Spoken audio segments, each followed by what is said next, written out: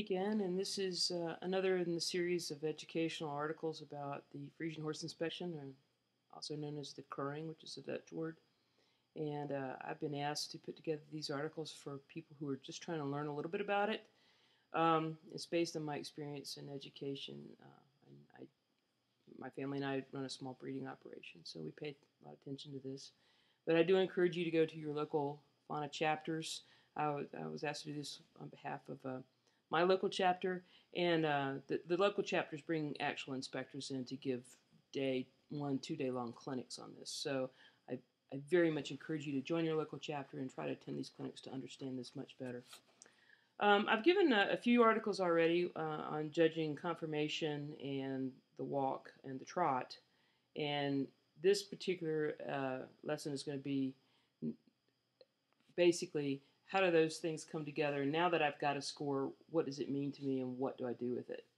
So if you haven't seen the other videos, you may want to see that. I kind of showed a couple of mares that I compared because they're so different, and I want to show you the scoring for them. So again, this sheet we're seeing here is a blank linear scoring form, which is the form the judges fill out when they do evaluate a horse. And if they mark an X right down the middle of the spectrum on these different elements they're judging on, spectrum being from this end of the spectrum to that end, and the breeding standard is right down the middle, and the shaded area is the most desirable. A lot of horses can't achieve those things, but if you get an X in the shaded area, that's quite good. These things are grouped. Here's a type group, a frame, and you can see type, frame, etc. And here you get a score. I actually had a mistake on a previous blog entry. The low is a 3 and the high is a 9. And then based on those scores, they'll give a final score to the mare. I have to admit, I do not understand. It's a mystery to me as to how you get from an X in one of these boxes to a number from 3 to 9 in one of these boxes. So I'm sorry. I hope somebody else knows and they can comment on the blog, but I just don't know the answer to that question. So let's look at the two mares that I had. The one mare, this is the one that's the more harness type mare. So her conformation was good. She had a couple low points. That's basically the part down to here. Her walk was a little bit good and bad. So she has some breed standard here, a little above here, and kind of a lower score here with correctness of the walk. And I think her legs are just not completely straight. It's not bad or anything. It's just not completely straight. And then her trot, I felt she had a really great trot, really powerful, very balanced, and all those things. And she scored well here. Now, again, it's a mystery to me really how these things get translated down to these scores, but remember, low is a 3 and a high is a 9. So they gave her a 7 on type, which is quite good. Her frame, they gave her a lower score on the crane, 6.5, still good, but not that good. And that's because she is built more like a harness horse. She has shorter front legs. She has a steeper shoulder. She has a more slanty croup. She built a little bit downhill, a little bit of a short neck. A lot of these other things that they're just not looking for so much anymore. A little bit older type, may have been rewarded years ago, but now they're looking for a little different type. So her frame, she got dinged a little on that. Feet and legs, they thought were adequate. And that's really here. They're still using the Dutch thing here, but that's this. So I guess because most of it seemed to fall into this range. I'm not sure how it got translated. The walk, she had good walk, what they call good enough, good walk. And so she got a 7 on that.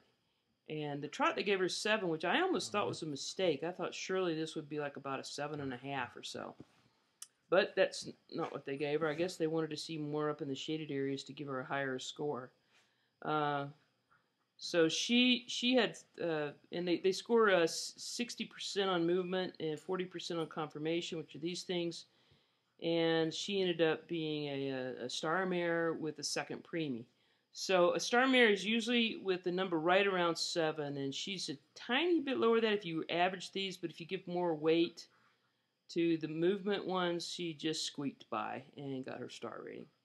So, good mare. You know, I mean, anytime I get a star mare, I'm totally blessed. Totally, it's so hard to do. So what about the other mare, the older mare? So here she is. This is a Dutch score. Now, again, she scored higher on confirmation. They really liked her confirmation. So obviously she made a good impression when she walked in. They just liked the way she looked. And the more they looked at her, the more they liked it. And they gave her a good score on that. She had a real nice walk, you know, a really nice long walk. So she had a lot of good scores here.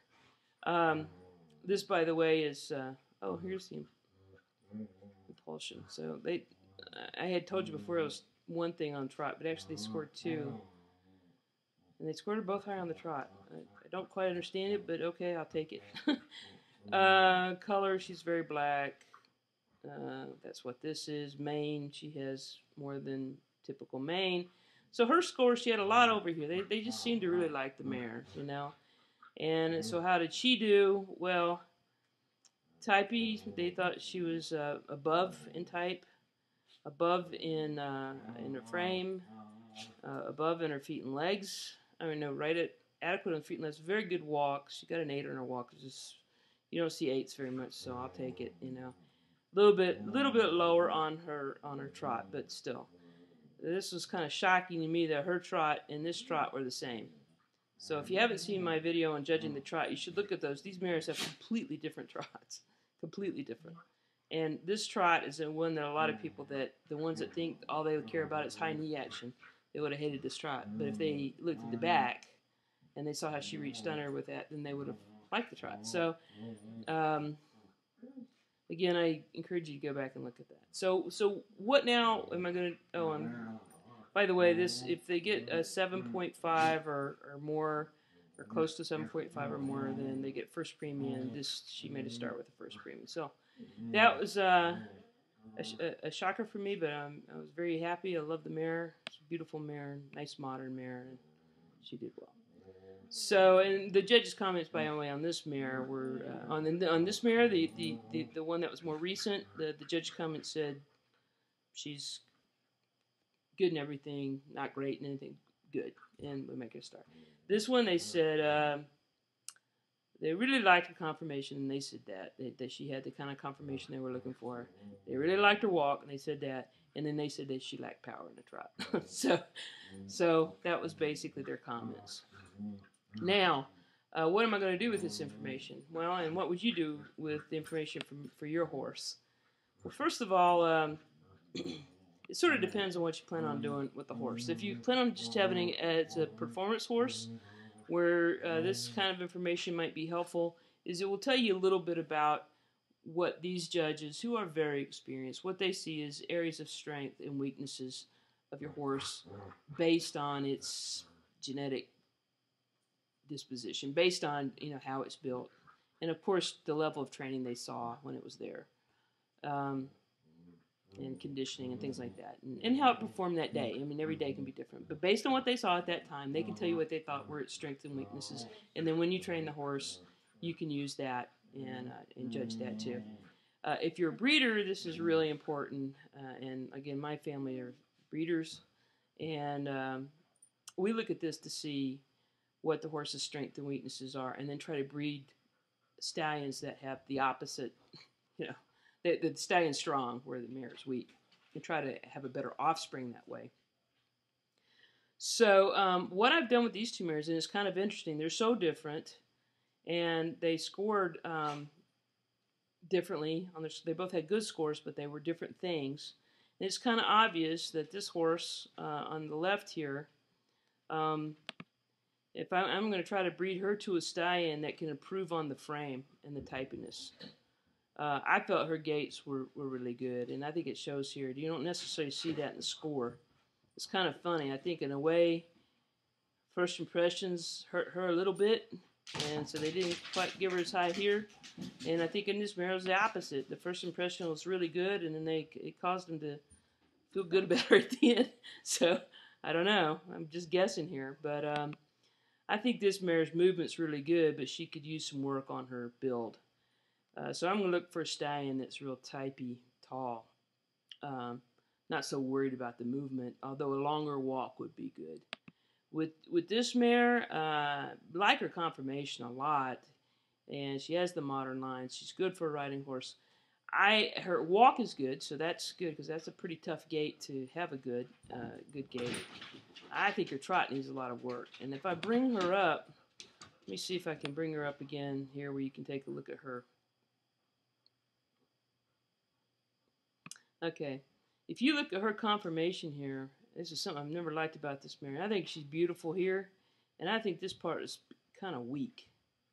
And I think that affects the power in her trot. She just doesn't have the musculature here I wish she did. And I think that's affecting her impulsion. So when I go to breed her, I want to look for a stallion that's really got good impulsion. So with her, I'm almost going to look for driving stallions. Stallions that are really strong in the hindquarters. And I'm not going to care so much about height. She's got height in her lineage or other things. She's got that stuff. I want a stallion that's got more drive. So that's what I've been looking for with this mare. So even though these two mares both have good scores, they're both star mares, they both have the same father, I would breed them completely differently. So that's what I'm doing with these scores. Now the next article I'm going to do is just some opinions I have and what's worked for me with regards to training them to get ready for the Keuring. And that'll be tomorrow.